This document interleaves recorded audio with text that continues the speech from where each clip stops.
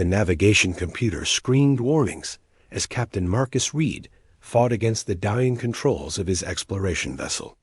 Space itself seemed to tear apart around him, a cascade of violet energy swallowing his ship whole. The wormhole had appeared without warning during his routine survey mission, and now it dragged him into its depths like a hungry beast. His fingers flew across the console, but every system failed one by one. The last thing he remembered before unconsciousness took him was the sight of stars he had never seen before spreading across his view screen like scattered diamonds on black velvet. When Marcus awoke, the crash harness dug into his chest, and the acrid smell of burnt circuitry filled his nostrils. Emergency lighting cast red shadows throughout the cockpit. He unbuckled himself and stumbled to the viewport, pressing his hand against the cool glass. The landscape beyond defied everything he knew about planetary geology. Purple grass stretched to the horizon, and 3 moons hung in a lavender sky. Trees with silver bark swayed in the breeze, their leaves shimmering like mirrors. This was not his galaxy. This was not even close to charted space. That the distress beacon was dead. The faster-than-light drive had melted into slag. Even the basic communication array had been reduced to twisted metal during the violent transition through the anomaly. Marcus ran a hand through his dark hair and forced himself to think logically. His survival training kicked in. First priority was immediate shelter and securing the crash site. Second priority was finding water and food. Third priority was figuring out where in the endless cosmos he had ended up. He spent the first day salvaging what he could from the wreckage. The emergency supplies had survived. Rations for 3 months, a medical kit, tools, and a plasma cutter. His sidearm still functioned, though he hoped he would never need it. As the triple sunset painted the sky in shades of amber and rose, Marcus activated the ship's remaining power cell to create a defensive perimeter.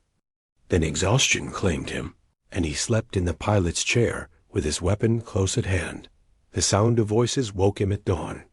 Marcus grabbed his sidearm and moved to the viewport, staying low. A group of figures approached through the purple grass, moving with purpose toward his crash site. As they drew closer, his breath caught in his throat.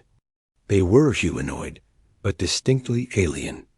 Their skin bore subtle iridescent patterns that shifted in the morning light, ranging from pale blue to soft green. They wore practical clothing that seemed woven from plant fibers, and each carried tools or weapons. But what struck Marcus most profoundly was that every single one of them was female. The lead figure raised her hand in what might have been a peaceful gesture. She called out in a melodic language that his universal translator struggled to process. Marcus made a split-second decision and opened the airlock, stepping out with his hands visible and empty. The group stopped, and he heard gasps of surprise ripple through them. They stared at him with expressions of shock and wonder, speaking rapidly among themselves. The leader stepped forward. She stood tall with deep green skin patterns and eyes like polished amber. When she spoke again, the translator finally caught up, rendering her words into something Marcus could understand. Her name was Lyra, and she was the elder of a nearby settlement. Her next words changed everything he thought he knew about his situation. There were no males of their species. There had never been males. Their people reproduced through a form of parthenogenesis, and their entire civilization, spanning this corner of the galaxy, consisted only of females. The concept of a male humanoid was something they knew only from ancient legends and fragmentary records of other species, long extinct. Marcus felt the weight of his isolation crash down upon him. He was not just stranded. He was unique. He was alone in a way that transcended mere distance from home. The universe had played a cosmic joke, dropping him into a civilization that had no frame of reference for what he was. Lyra invited him to their settlement, and Marcus accepted. What choice did he have? His ship was beyond repair, and he needed all eyes if he was going to survive. The village turned out to be a marvel of organic architecture, with homes grown from living trees, shaped through techniques he could not begin to understand. Hundreds of faces turned to stare as he walked through the streets. Children pointed and whispered. Adults kept their distance, curiosity and caution warring in their expressions. The council meeting that evening was tense. Marcus sat before a semicircle of village leaders while they debated his fate in hushed tones. Some argued he should be studied. Others worried he might be dangerous.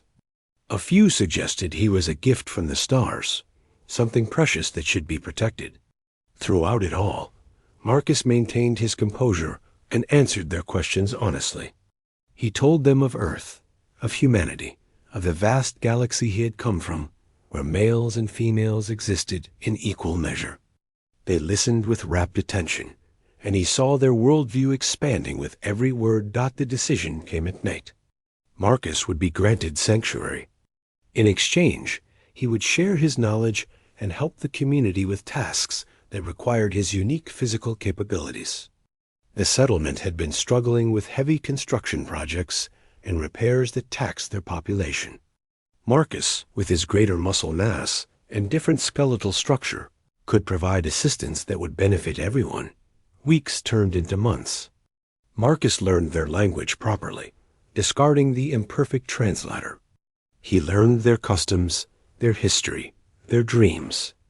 They called themselves the Kale, and their civilization stretched across a dozen worlds in this small cluster of stars. They had achieved spaceflight centuries ago, but had never encountered another intelligent species. Their technology followed different principles than his own, based more on biological manipulation than mechanical engineering. Where humans built with metal and circuits, the Kale grew and shaped living systems. Marcus threw himself into helping the community. He helped construct new buildings, using his engineering knowledge to complement their biological techniques. He taught them about human agriculture and was amazed to learn their own methods in return.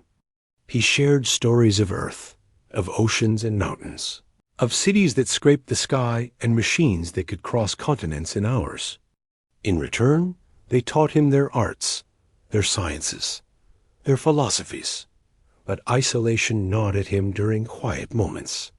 He was surrounded by people, yet fundamentally alone.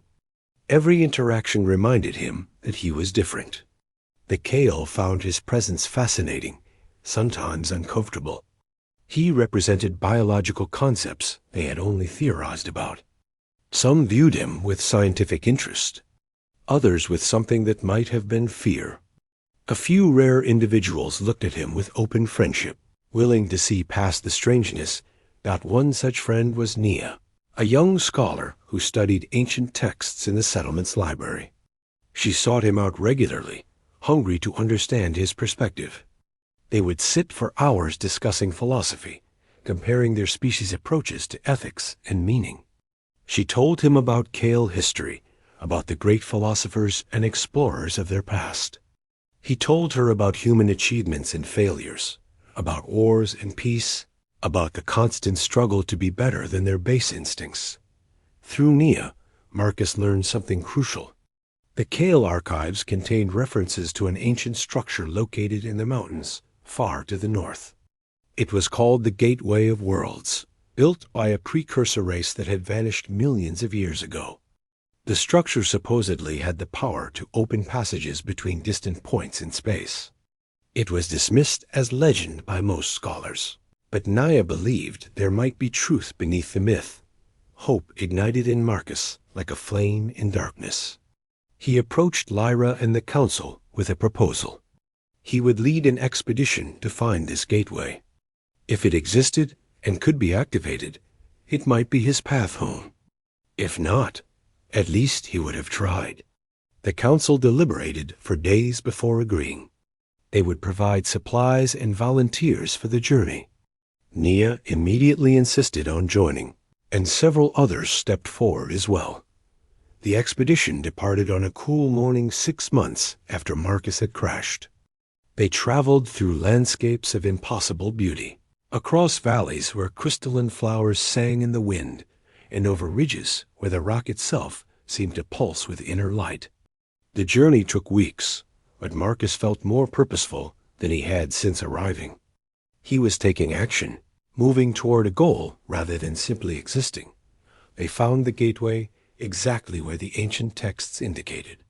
It rose from a plateau like a monument to forgotten gods, a ring of black stone 50 meters high covered in symbols no one could read. Marcus approached it with reverence and trepidation. His scanner detected faint energy readings, suggesting the structure was not entirely dormant. For days, the expedition studied the gateway, while Marcus tried every method he could conceive to activate it. Nothing worked. On the 7th night, Marcus sat alone before the gateway under the light of the 3 moons. Frustration and despair warred within him. He had come so far, hoped so deeply, only to face another dead end. He pressed his hand against the cold stone, and something impossible happened. The symbols began to glow with soft blue light. Energy cascaded across the surface of the gateway, responding to something in his genetic code, or perhaps his biometric signature.